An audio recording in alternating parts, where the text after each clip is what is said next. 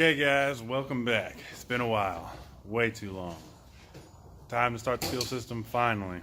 Well, Brett jumped again and said, screw y'all, I'm starting now. He's slightly on the excited side. I am too, because the 4th is coming up, which if you got the post on Facebook, you know that's the new dyno date. And in order to get there, we gotta get this fuel system in. The rail showed up a couple weeks ago, finally. You know, they were late, so that's why I missed the dyno date. And now, time to start the assembly. So I'm gonna flip this camera around and show you what's done so far, so we can kind of continue from there. And I'll set up the GoPro, try to get a good shot of just something to use for the video. Alright, well here it is. Got the tank dropped. There's a million videos on YouTube how to drop a tank in a Mustang. Just to give you a little rundown. You have your filler to neck over there with an evap line. You have 2 more evap lines right there. You got 2 straps that bolt to the body, one there, and then the other one bolts right here and right there. Pull those down, pull the evap lines off, unhook the electrical connector, and Bob's your freaking uncle. You have a gas tank out. Pretty freaking easy.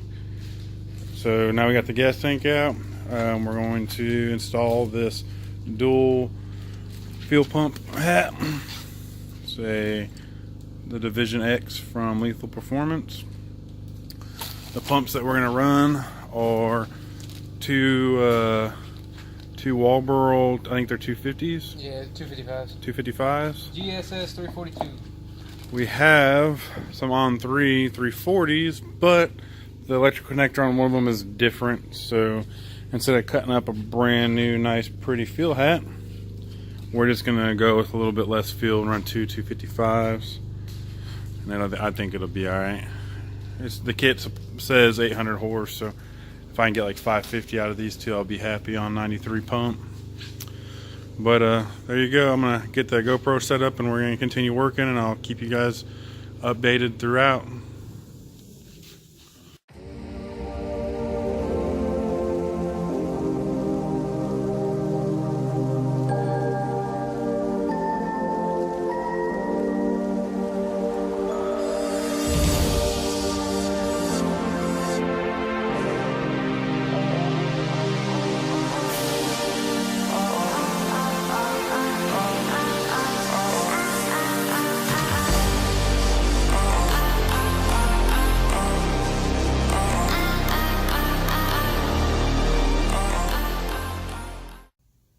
Okay, so this is a little issue we're having. The sender off of my factory pump is an aftermarket sender. This bracket right here that you can buy to use a factory sender isn't for an aftermarket sender. It's for a factory style sender. So we're going to modify this piece here to go onto this plate so we can bolt it into that hole right there, and this one back there. See, it's like right back there. So that's what we're doing now. Let's give you guys a little update. After we get it done and all together, I'll show it, so if you guys run into the same problem, you'll see how we did it, and it might help you out.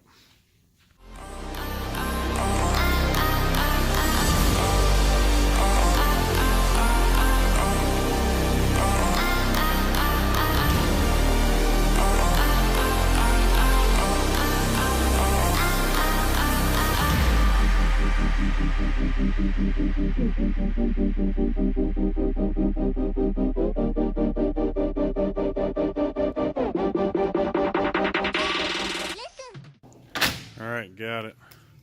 So, see, it's on there. If you look behind there, there's a little brass screw.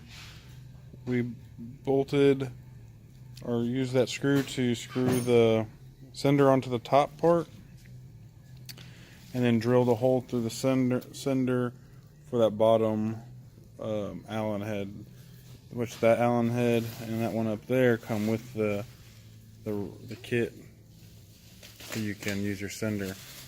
So I mean, that's how it is. That's a little off kilter, but nothing that's going to hurt anything. And then those 2 yellow wires there go to the black and white wire right there. And then it goes into that new wiring harness. So yeah, that's it. So if you just if you have an aftermarket sender, you're just going to drill a little hole here and then a little hole right on the back side of these wires. Just be careful when you're doing it not to hit one of these wires. And then screw in from this plate here into that sender, and then the other screw right there to mount it. And that's it. Easy peasy. So now we're going to get that in the tank. No, I'm not running fuel socks. Whenever I talked to Lethal about it, they told me not to worry about it. They don't run them in there, so we'll try it without it for now and see what happens. If need be, like I said, the tank's not that hard to drop. I'll buy some socks and put some on there. But yep, that's it. Now we're going to install it into the tank and start running all these lines. And then that power wire, which is that direct plug-in right there, with all our straps and vacuum line, and the regulator is somewhere over here. I don't remember where we put it. Yeah, we'll get that in the tank real quick and then show you guys what's next.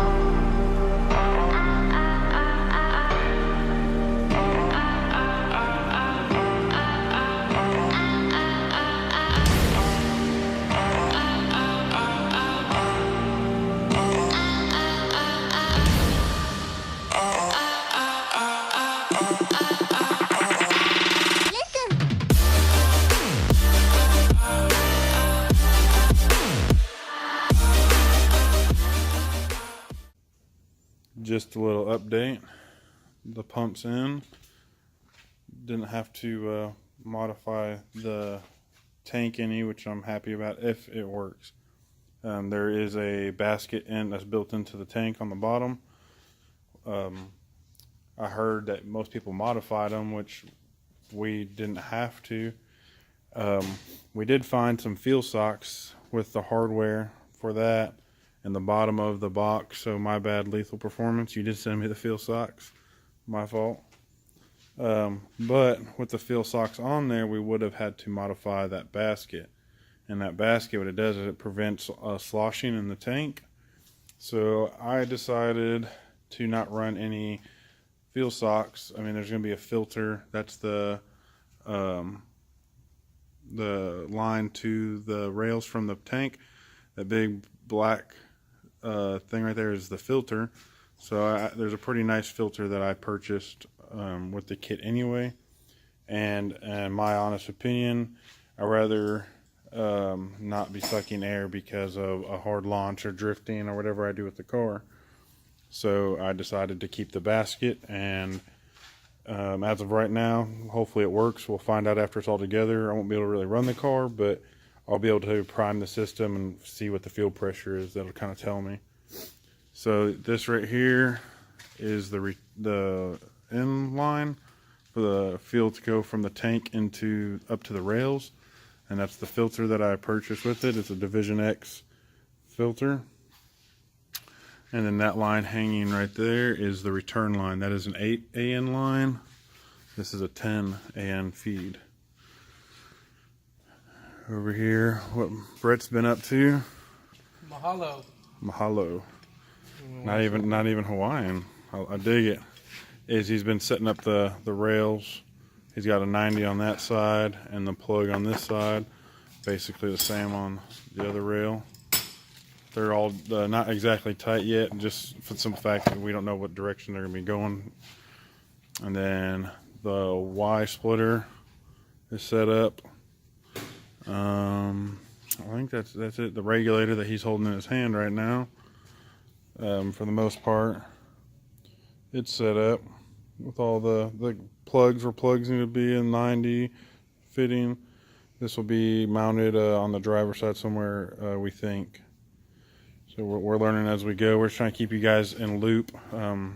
There isn't a video on installing this kit anywhere, so we're trying to keep as much of it in the loop as possible, but we are also learning as we go. So my lines I did get them pre-made.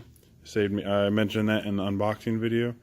It saved me a lot of time. I didn't have to do it because I was on a time crunch until my rails didn't show up in time. But as you can see, everything is pre-made, so I didn't have to worry about it.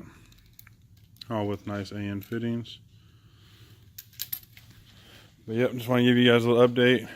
We are just doing some reading in the instruction book they give you print off. We're doing some reading just to verify where things go, so we don't have to do this more than once. I'll get you guys.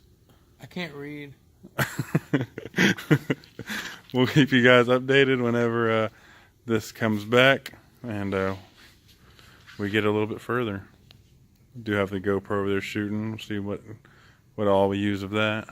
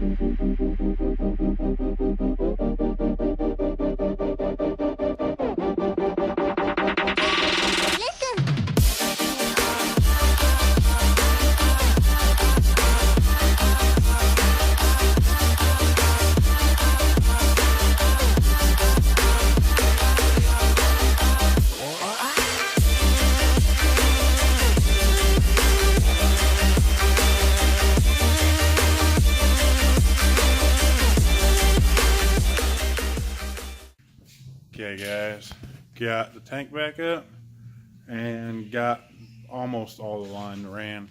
Let's go under here real quick. So if I can show it. So the line comes, if I can show right there. Yeah, I'm using the selfie camera so I can see what I'm showing you guys. But the line goes right into the tank right there, runs down over like the rear axle. You can see it right there. And then down and around, the filter is right there, right running like the dip of the drive shaft, but right to the side of it. So if I hit a big bump, it ain't gonna come, like it ain't gonna hit it or anything. And then it comes around to the driver's side of the vehicle, like in this dip. Everything I'm trying to make sure it's lower than the pinch weld, so I want the fuel lines to be the last thing that gets hit. And then it comes down the pinch weld, and this is where we stop right now. It's just chilling. We're gonna lower the vehicle down and then come up top to see where that's Brett for you. We're gonna lower the vehicle down and get the regulator mounted and get the regulator mounted and the rails and everything, so we have all that stuff situated, so when the lines come up in, we know exactly where we're putting everything. I want to give you guys a little update. It's coming together pretty good, and I like the way it's coming.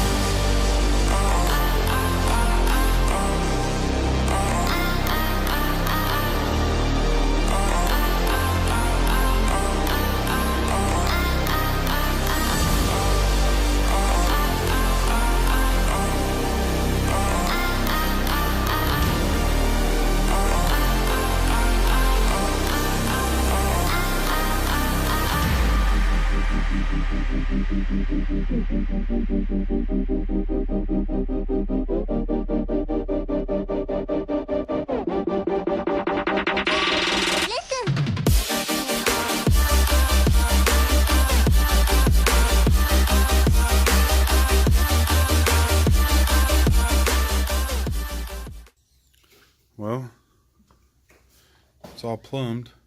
So there's one rail, comes up and goes around. There's the other rail. That hose goes up that way. They both go to that Y and then down into that regulator. Down the regulator. And the 2 feed lines for the regulator come right there. That hole's already there factory. And then down, and I already showed you guys underneath. So yeah, the fuel system is all plumbed. Now the only thing left is to finish the wiring, which isn't going to be that hard because I have to go to the fuel pump driver module, which I'm pretty sure is in the trunk, and then to battery power, which my battery's in the trunk. So that shouldn't be that hard at all. Just a matter of finding that module and plugging everything in and tucking it in. But I think we're going to call it a night for now. It is, what time we got? 9:27. It is 9:27, so it'll take us a few hours to do that. A little bit longer than we thought, but we have families to get home to, so we're going to probably call it a night and finish it up tomorrow. I'll probably just come in early and stick that fender liner back in and the wheel back on so we can push it out. But yeah, so I'm going to give you guys a little update. I don't know if I'll continue the video tomorrow or just start a whole new one. It's kind of been a long video already. Got a lot of footage on the GoPro. See what I use of it. But yeah, see what happens.